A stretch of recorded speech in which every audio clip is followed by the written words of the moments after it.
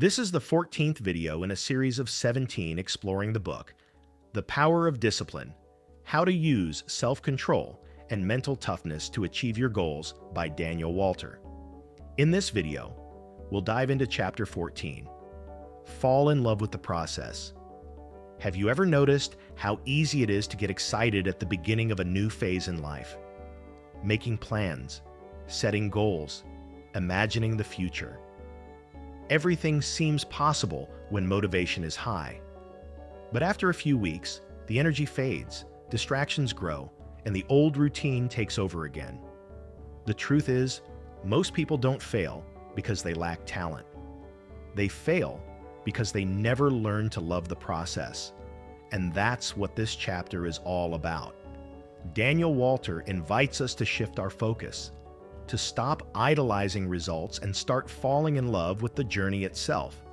He says that true discipline doesn't come from the euphoria of wanting to get there, but from the calm determination to keep walking, even when no one is watching. After 40, this lesson becomes even more important. We've lived long enough to know that there are no lasting shortcuts. We've seen magical promises, instant solutions, and dreams that evaporated in the rush. So when we talk about financial prosperity, the secret isn't about making one big turnaround. It's about relearning how to enjoy the journey, the act of building, adjusting, and growing step by step. Daniel Walter explains that human beings are driven by emotional associations. If work or effort reminds us of pain, the brain will do everything it can to avoid them. But if we manage to associate effort with pleasure, we begin to desire it. And that changes everything. He recalls Ivan Pavlov's classic experiment with dogs that learned to salivate at the sound of a bell because they associated it with food. It sounds simple, but that same principle explains much of what we experience today. We associate effort with pain, discipline with deprivation, and money with suffering. But what if we could reprogram those associations? What if, at 40, 50, or 60, we could learn to link financial growth to the joy of expansion, to the satisfaction of gaining freedom, instead of the fear of losing? Imagine turning every small financial achievement into a reason to celebrate. Not the extravagant kind of celebration that makes you spend what you just earned, but the quiet gratitude that says, I'm on the right path. When your brain begins to associate that positive feeling with the act of saving, investing, or working with purpose, it wants to repeat the behavior. And repetition builds habit. And habit builds prosperity. Walter suggests something simple yet powerful. Create pleasurable rituals around moments of effort.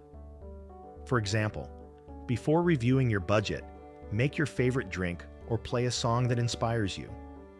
Before studying something new about finances, light a candle or listen to a motivational audio. These small gestures form emotional bonds between effort and pleasure. And over time, your brain starts to enjoy the routine of growth. And here's an essential point for anyone rebuilding their finances. Don't wait for the final reward to feel good. Learn to celebrate progress. Mark on a calendar each day you managed to stick to your financial goal. Each week you paid your bills on time. Each month you avoided debt. Seeing progress visually strengthens your confidence and releases dopamine, the neurotransmitter of motivation. And a brain that feels progress naturally wants to keep progressing. Now let's bring this concept into the financial reality of adult life. After 40, many of us have already linked money with suffering, with debt, regret, and frustration. But we can create new mental associations. You can make the act of managing your money something joyful. How? Start by feeling grateful each time you pay a bill. After all, paying means you have resources and structure. Take pleasure in organizing your finances because that's an act of self-care. See beauty in the simple act of planning your future, because that's self-love. The brain learns what is rewarding, And if you emotionally reward yourself for positive actions, it will want to repeat them. It's the same principle elite athletes use. They train every day, but they're not frustrated by the distance from the goal. They learn to love the training just as much as the result. Walter also talks about the importance of repetition. He says, repetition is the key to success. When we repeat an action countless times, it stops being a dilemma and becomes part of who we are. It's the same with any financial transformation. In the beginning, you think about giving up. Later, you start getting used to it. And eventually, the act of controlling, planning, and investing becomes as natural as brushing your teeth. And this is where identity comes in. The author invites us to see the process not as a punishment, but as a bridge to the new version of who we are. He says, associate your success with your identity. Think about the person you will become once you achieve financial stability. Calmer, freer, more confident, and bring that image into the present moment. Act as if you already are that person. The more you behave like this new version of yourself, the more your brain believes it, and the faster that identity becomes real. So if today you're still struggling with discipline, don't see yourself as someone fighting against the old me, but as someone becoming the new me. That shift in perspective changes everything, because what the brain believes, it repeats, and what it repeats, it turns into reality. Another fascinating point is that when you start loving the process, money stops being the goal and becomes a consequence. You begin to see value in learning, in organizing, in mastering your emotions. And that's exactly what prosperity is, the reflection of a mature mind. When you love the process, the path to financial freedom stops being a race and becomes a conscious journey. After the age of 40, loving the process is, in truth, an act of wisdom. It's the recognition that every step, even the slow ones, is taking you to a better place.